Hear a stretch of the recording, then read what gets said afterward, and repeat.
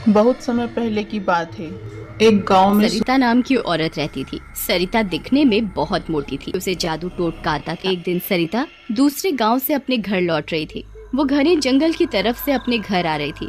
बीच रास्ते में वो देखती है कि जंगल के बीचों बीच एक बहुत सुंदर औरत पूरा मेकअप करके नाच रही है। ये देख सरिता एक पेड़ के पीछे छिप जाती है और उस औरत का डांस देखने लगती है। वो औरत नाच ही रही होती है, तभी सरिता की नजर उसके पैरों पर पड़ती है। उस औरत के पैर उल्टे होते हैं। सरिता उसके पैर देखकर समझ जाती है कि वो कोई औरत नहीं है जो नाच रही है, वो एक चुड़ैल है।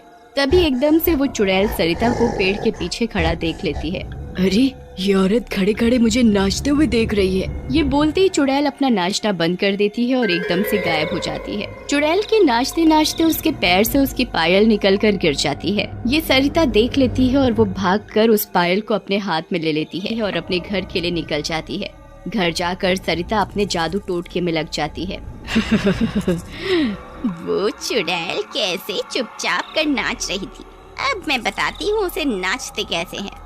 उस चुड़ैल को तंत्र मंत्र से अपने इशारों पर ना नचाया तो मेरा नाम भी सरिता नहीं। हो गई मेरी पूजा कामयाब। अभी चुड़ैल सरिता के आगे प्रकट हो जाती है। अरे, यहाँ मुझे किसने बुलाया? मैं यहाँ कैसे आई? यहाँ मेरा दम घुट रहा है। मुझे यहाँ कुछ अच्छा नहीं लग रहा। मुझे जंगल जाना है। मैंने बुलाया है तुझे यहाँ और अब तू मेरे वश में है। तुझे मैं नचाऊंगी अपने इशारों पर। अरे मुझे छोड़ दो, मेरी तुम्हारा क्या बिगाड़ा है? मुझे मेरी आजादी चाहिए। मुझे जंगल में खुशी खुशी नाचना है। अब तू मेरे पास ही रहेगी।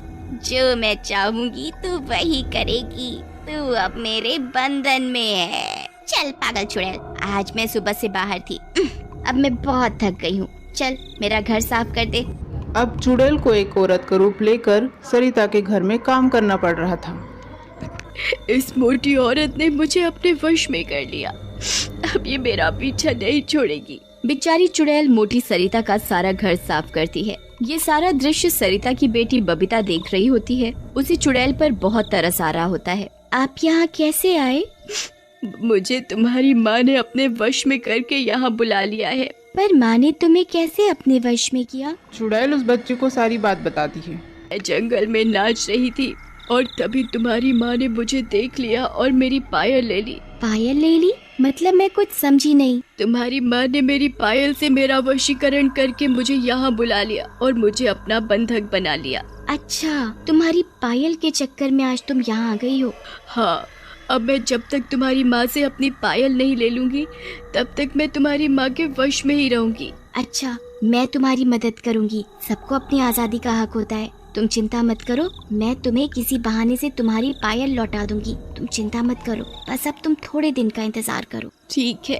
सरिता इस बात से अनजान होती है कि चुड़ैल और उसकी बेटी बबीता की दोस्ती हो गई है। अगली सुबह सरिता उठकर फिर चुड़ैल को खाना बनाने को बोलती है। ए पागल चुड़ैल, चल जल्दी से खाना बनाना शुरू कर। और एक बात याद रखना, मुझे सारे काम टाइम पर चाहिए और जरा सी गंदगी भी बर्दाश्त नहीं करूंगी। बेचारी चुड़ैल एक भी शब्द बिना बोले खाना बनाने रसोई में चली जाती है। चुड़ैल खाना बनाकर लाती है, तभी सरिता बोलती है। अरे पागल चुड़ैल, ये कैसा खाना बनाया है तूने? तुझे कुछ काम नहीं आता क्या? सही से खाना बना, नहीं तो देख मैं तेरा क्या हश्र करूँ। अब जल्दी से बर्तन धो दे।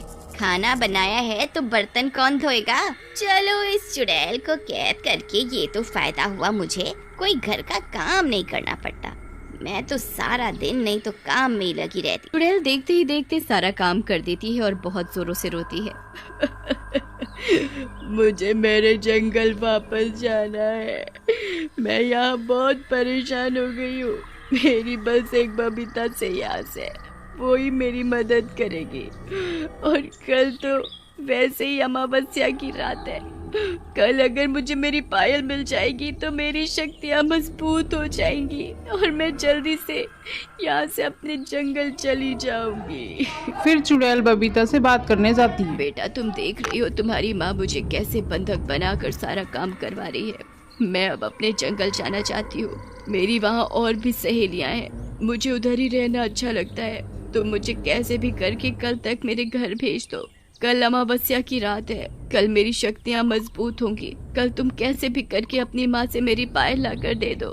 मैं पायल लेते ही अपने घर चली जाऊंगी। ठीक है, मैं कोशिश करती हूँ कल माँ से किसी बहाने से वो पायल ले लूं। अगले दिन भी सरिता चुड़ैल से काम करवाती है और खुद आराम से बैठी होती है। अब मैं नहाने चली जाती हूँ, मुझे बड़ी थकान सी हो रही है लेटे लेटे। सरिता उठकर बाथरूम में नहाने जाती है और तभी उसकी बेटी बबीता बाथरूम का गेट बाहर से बंद कर देती है। सरिता इस बात से अनजान होती है कि बबीता ने नहाते वक्त बाथरूम का गेट बंद कर दिया है। सरिता के नहाते समय चुड़ैल और बबीता दोनों चुड़ैल की पायल ढूंढने में लग जाते हैं। बबीता और चुड़ैल सारे घर में पायल ढूंढते हैं, परंतु उन्हें पायल नहीं मिलती।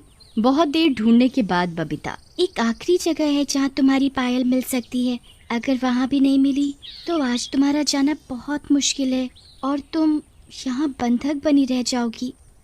नहीं नहीं, तुम ऐसे मत बोलो, तुम आखिरी जगह देखो। बबीता सरिता का टोटके वाला बैग खोलती है और उसमें देखती है। बबीता को उसमें वो पायल मिल जाती है। अरे चुड़ैल देखो, तुम्हारी पायल मिल गई मुझे। बबीता चुड़ैल को उसकी पायल दे देती है और चुड़ैल वो पायल अपने पैर में जल्दी से पहन लेती है और उसकी शक्तियाँ फिर से वापस आ जाती है। धन्यवाद बेटा, तुमने मेरी इतनी मदद की। मैं तुम्हारा एहसान कैसे उतारूं, मुझे समझ नहीं आ रहा। चुड़ैल पायल मिलने के साथ ही सरिता का सारे टोटके का सामान भी भस्म कर देती है और उसकी सारी शक्तियाँ छीन लेती है और उसे एक साधारण औरत बना देती है। साथ ही साथ चुड़ैल जाते वक्त बबीता को अपनी पायल का एक घुंघरू दे जाती है। ये लो बेटा, मेरी पायल का एक घुंघरू, तुम्हें जब भी मेरी जरूरत पड़े तब तुम इस घुंघरू को बजाना, मैं तुम्हारी मदद करने तुम्हारे पास आ जाऊंगी। ठीक है। चुड़ैल बबीता को बहुत प्यार करती है और वहाँ से गायब हो जाती है।